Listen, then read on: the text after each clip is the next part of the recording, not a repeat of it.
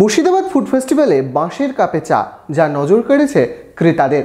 রীতিমতো চা প্রেমীরা এই বাঁশের কাপে চা খেতে উৎসুক, এমনটাই দেখা যাচ্ছে মুর্শিদাবাদ ফুড ফেস্টিভ্যালের ময়দানে।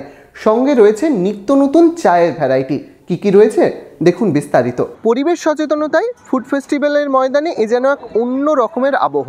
বায়োডিগ্রেডেবল কাপ হিসেবে, চায়ের কাপ হিসেবে উঠে এসেছে বিভিন্ন সময় মাটির কাপ, কাগজের কাপ, কখনো আবার বিস্কুটের কাপ। কিন্তু এই বছর ফুড ফেস্টিভ্যালের ময়দানে সবথেকে বেশি নজর কাটছে বাঁশের কাপে চা। একদমই ঠিক শুনছেন, আমরা অনেকবার শুনেছি ব্যাম্বো বিরিয়ানি, কিন্তু বাঁশের কাপেও চা হয়। একদমই তাই, সেটাই চলছে বহরমপুর মুর্শিদাবাদ ফুড ফেস্টিভ্যালের ২৬ নম্বর স্টলে, অর্থাৎ কৃষ্ণ টি স্টল।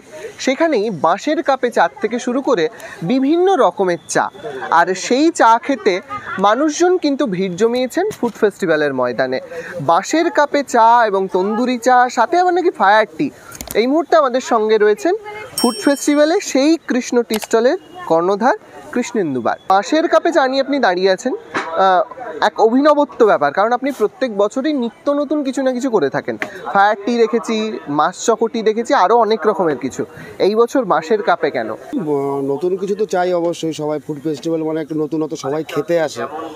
তো সেই দেখে লোক তো এর আগে বিস্কুটের কাপে চা খেয়েছে, মাটির ভাত রয়েছে, সঙ্গে কাগজের কাপ, কাঁচের গ্লাস।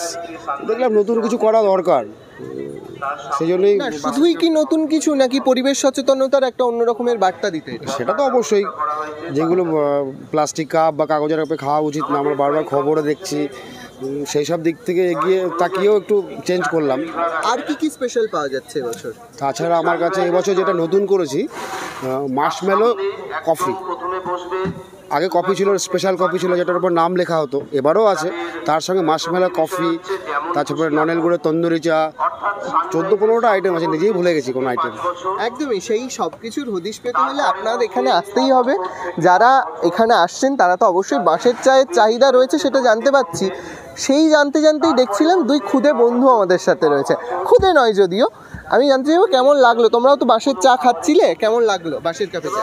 কৃষ্ণদার চা তো মানে কোনো তুলনাই করা হয় না। তো আমাদের এই ফুড ফেস্টিভ্যালে এসে কৃষ্ণদাকে পেয়েছি, মানে কোনো খুব বড় ব্যাপার। ভালো লাগছে, খুব ভালো লাগছে। আমার নাম? আমার তো খুবই ভালো লাগছে। কৃষ্ণদা মানে নতুন কিছু, তো কি বলবো, ভালো লাগছে। হ্যাঁ একদমই তাই। শুধু এনারা নয়, আরও যারা আসছেন ফুড ফেস্টিভ্যালে, তাদের প্রত্যেকেরই একটাই বক্তব্য যে নতুন কিছু ট্রাই করব।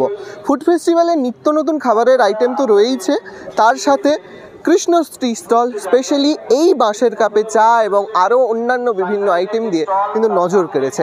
আর সেই নজর কাড়া খাবার চাখতে হলে বা এই নজর কাড়া চায়ের স্বাদ উপভোগ করতে হলে আপনাদেরকে এই স্টলে একবার ঢু মারতেই হবে।